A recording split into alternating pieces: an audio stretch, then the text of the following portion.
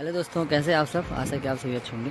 तो मैं आ रखा हूँ अभी अपने मटर के खेत में, और यहाँ पे मैं नीलम और रिद्धि आ रखे थे। तो मैं और रिद्धि तो मटर तोड़े थे, नीलम तोड़ी थी नींबू। तो मटर तोड़ते तोड़ते मेरी कुछ मटरों पे नज़र गई जो मटर चिड़ियाओं ने खाए हुए थे। तो बहुत सारे मटर लगे हुए हैं, और उसमें से ऐसा नहीं कि सारी चिड़ियाएँ खा गई। बहुत अगर देखा जाए तो बहुत कम चिड़ियाएँ खा के जा रखी हैं। लेकिन मेरे को तब एक चीज़ लगी कि वो चिड़ियाएँ भी कहाँ जाएंगी, हम पे डिपेंड है।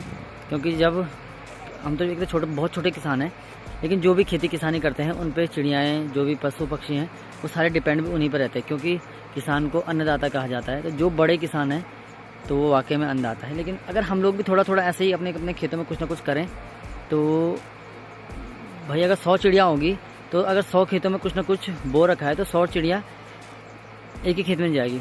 100 चिड़ियाएँ अगर एक खेत में सपोज 5 चली भी जाएगी तो उतना नुकसान नहीं होगा। लेकिन अभी की स्थिति ये है कि वो 100 की 100 चिड़ियाएँ एक ही खेत में जाके बैठती हैं, तो फिर थोड़ा बड़ा नुकसान लगता है। क्योंकि हम लोग जो भी काम करें वो एक छोटे स्केल पे करते हैं, या छोटे एक खेत में करते हैं, और एक खेत का फिर हमें वो बड़ा भारी नुकसान लगता है कि यार चिड़ियाएँ या बंदर जो भी है, सुअर, वो बड़ा नुकसान करके चला गया। तो करने वाला तो कौन है, कोई भी, हम लोग भी थोड़ा ही कर रहे हैं। लेकिन कई बार हो जाता है कि आदमी सोचता है कि यार बड़ा ज्ञान बांट रहा है, लेकिन मैं ज्ञान नहीं बांट रहा हूँ। अगर वाकई में थोड़ा थोड़ा भी हम अपनी साग सब्जी की क्यारियाँ भी करें, तो उनको करके भी हम अपने लिए भी और प्रकृति के लिए भी, और प्रकृति ने जो ये जीव जंतु पशु पक्षी दे रखे हैं उनके लिए भी हम कुछ ना कुछ निकाल लेंगे। एक खेत करने के बाद अगर आप छोटी सी मटर ही है, तो आप मटर बोने के बाद वो कितने लोगों को मिलेगा? सबसे पहली बात है कि एक तो आपका खेत है वो आबाद हो जाएगा। आबाद होने के बाद क्या है कि जब पानी ऊपर से बरसेगा तो वो पानी आपके खेत में रुकेगा। आज सरकार भी जगह जगह गड्ढे खुदवा रही है मनरेगा के थ्रू या कहीं पे भी, कि पानी को बचाओ, पानी बचाओ। लेकिन सरकार ये नहीं सोच रही कि अगर मैं तो कहता हूँ कि सरकार को मनरेगा में गड्ढे नहीं खुदवाने चाहिए, खेत खुदवाने चाहिए। भाई कृषि विभाग या अन्य जो विभाग हैं, कृषि हो गया, उद्यान विभाग हो गया, वहाँ पे बीज आता है, दालें आती हैं, और झंगोरा कोदा सब कुछ आता है, और बीज लाखों टन बीज विभाग देता है। तो क्यों ना उस बीज का उपयोग करके उसे अपने खेतों में बोआ दिया जाए। मनरेगा की दिहाड़ी भी लग जाएगी, खेत की खुदाई भी हो जाएगी, और आदमी गड्ढा भी खोद ही रहा है। भाई दिन भर में 4-5 गड्ढे खोदता है एक आदमी। तो अगर दिन भर में अगर एक आदमी एक खेत भी खोदेगा तो हो गया फिर काम। तो एक तो उससे क्या होगा कि खेत खुद जाएगा, तो पानी अपने आप रुक जाएगा, पानी अपने आप बच जाएगा। कई विशेषज्ञ ऐसे होंगे जो इस वीडियो को देख रहे होंगे, तो अपने कमेंट जरूर लिखें कि वाकई में ऐसा होगा कि नहीं होगा। आप कहीं भी नोट करना कि जब बंजर खेत में पानी डालो आप, तो एक बाल्टी पानी डाल के देखना। एक आप छोटा सा घर में ही एक ट्रायल करके देखना कि जहाँ पे बंजर होगा वहाँ पे पानी डालना, तो पानी सीधे काफ़ी दूर तक चला जाएगा। और जहाँ पे आपने खोद रखा होगा, जो भी क्यारी होगी, वहाँ पे अगर जब पानी डालेंगे तो वो उसी जगह पे कुछ एरिया में ही पूरा पानी वो धरती सोख लेती है। तो भाई जब सोखेगी, आज तक जब तक खेती चलते थे और जब तक हल लगता था, तो तब तक हमने देखा कि हर जगह छोया या जो भी मगरे थे वो जीवित थे। आज छोया मगरे सब खत्म हो चुके हैं। तो वैसे तो इस वीडियो को मैं यहीं तक ले जाके जाना था, लेकिन बात आ गई अब कि अगर हम खेत करते हैं तो उस खेत से कितना फ़ायदा होगा हम लोगों को। तो एक तो हमें सबसे पहली बात है कि धरती में जो पानी गिरेगा वो सीधे धरती के अंदर समाएगा, ऊपर ही ऊपर नहीं जाएगा। दूसरा है, जो बीज हमने बोया जब वो आएगा तो उस बीज से एक तो फल आएंगे, फल हमारे काम भी आएंगे और पक्षियों के काम भी आएंगे।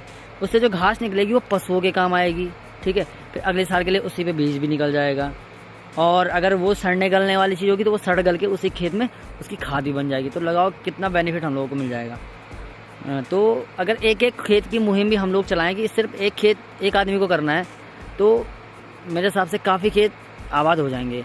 और मैं इस वीडियो के माध्यम से फिर पुनः एक सरकार को, या जो भी ऊपर ब्लॉकों से या ज़िले से जो भी योजनाएं बन के आती है, राज्य के सचिवालय से जो भी योजनाएं बन के आती हैं, मैं तो ये कहूँगा कि आप लोग मनरेगा को खेतों से जोड़ दीजिए, खेती करवाइए। ये गड्ढे खुदवाने से, भाई मैं कहता हूँ कई विशेषज्ञ ऐसे होंगे जो मेरी इस बात से सहमत भी होंगे कि वाकई में गड्ढे खुदवाने से पानी नहीं रुकने वाला। उस गड्ढे में फिर 2-3 साल बाद, एक ही साल बाद उस पर घास जम जाती है, तो फिर वो गड्ढा भी तो बंजर हो गया ना। उस गड्ढे में कहाँ, आज मेरे को ये बता दो कितने गड्ढों में पानी रुका हुआ है? कहीं नहीं रुकता, और ना बरसात में रुकता है, गारंटी की बात है। अगर किसी को इस पर बात करनी कि हाँ भाई गड्ढे में पानी रुक जाता है, बहुत कम होंगे। लेकिन 80% गड्ढे, क्या 90% गड्ढे, मैं कहता हूँ कि 90% गड्ढे तो बिल्कुल अभी भी सूखे ही हैं, कहीं पानी नहीं रुकता, और उनसे कोई बेनिफिट भी नहीं हुआ है। मेरा मानना तो ये है कि हमने तो कहीं भी बेनिफिट नहीं देखा उन गड्ढों का अभी तक। जहाँ जहाँ हमारे क्षेत्रों में बहुत सारे गड्ढे खुदवा रखे हैं प्रधान जी ने, लेकिन वो अगर इस खेती पे करवा दें, खेती में कि खेत आबाद करो, भाई लगाने के लिए ट्रैक्टर दे दो, या गांव में ही कह दो कि भाई जो जिसके पास बैल रहेंगे उसको अलग से दिहाड़ी दी जाएगी, जो हल लगाने वाला होगा उसको अलग से दिहाड़ी दी जाएगी, या ट्रैक्टर दे दो। और खेत खोदने की जो मनरेगा की दिहाड़ी मिली रही है, और गड्ढे खोदने में तो उसको तुम दिहाड़ी पे वहाँ दे दो खेत करने के लिए। दूसरा है कि बीज तो सरकार से आ ही रहा है 50% की सब्सिडी पे। कई बार तो ऐसे कुछ योजनाएं चल जाती है कि फ्री का फ्री बीज मिल जाता है, तो बीज सरकार दे रही है, वो बीज आपको मिल जाएगा, तो वहाँ पे खेत भी आबाद हो जाएगा। तो आया तो मैं मटर तोड़ने था, लेकिन यहाँ पे बड़ी ज्ञान की बातें हो गई। और यहाँ पे जो मेरा खेत था, यहाँ पे ये देखिए आप, मैं दिखाता हूँ आपको। ये मटर चिड़ियाएँ खा के गई थी, तो मैंने सोचा कि इस पर वीडियो बना लेते हैं। और वो वीडियो कहाँ से कहाँ चली गई, कितने बेनिफिट हो जाएंगे अगर हम लोग वाकई में खेत करते हैं, तो कितने लोगों को इसका फल मिलेगा। और सब्जी अगर हम बड़े स्केल पे करेंगे तो भाई बिकेगी भी, हमें पैसा भी मिलेगा। तो ये है। और थोड़ा मटर का खेत भी आपको मैं दिखा देता हूँ अपना। यहाँ पे इससे स्टार्ट हुआ था वीडियो, और खा तो रखे हैं, ऐसे भी नहीं कहूँगा मैं, लेकिन अब ये देखिए आप, यहाँ पे चलो 2-3 एक खा भी गया, लेकिन इस पर अभी भी इतनी सारी मटर लगी हुई हैं जो बढ़िया हैं, ठीक है। और हम तोड़ के ले ही जा रहे हैं। इस पूरे खेत में यहाँ पे मटर लगी हुई है, ठीक है। आप देखिए कितनी सारी मटरें लगी हुई हैं, ये सारी मटर, कुछ हम तोड़ भी रहे हैं, कुछ बेच भी रहे हैं। यहाँ पे पूरा मटर का खेत है। ऊपर की साइड में जहाँ पे आप देख रहे हैं पूरे इस पर यहाँ से लेके और यहाँ तक इस पर मटर लगी हुई है। इधर भी इस पर पूरी मटर लगी हुई है, ठीक है। यहाँ हमने आलू लगा रखे हैं, थोड़े से हमने खोद भी दिए, और इधर भी हमने ये आलू लगा रखे हैं। बारिश नहीं होने से थोड़ा इस बार आलू और जो साग सब्जियाँ थी वो अच्छी सी नहीं हो पाई। इस वीडियो को फिर यहीं पे क्लोज करते हैं। और आप लोगों को मेरी बात अगर सही लगी हो तो आप प्लीज़ ज़रूर नीचे से कमेंट्स लिखें कि मैंने सही कहा या गलत कहा, और ऐसा होना चाहिए, सरकारों को भी ऐसा कुछ करना चाहिए, नहीं करना चाहिए। आप इस पर अपना कमेंट्स बिल्कुल ज़रूर रखें, और इसको जितना हो सके उतना इसे शेयर भी करें।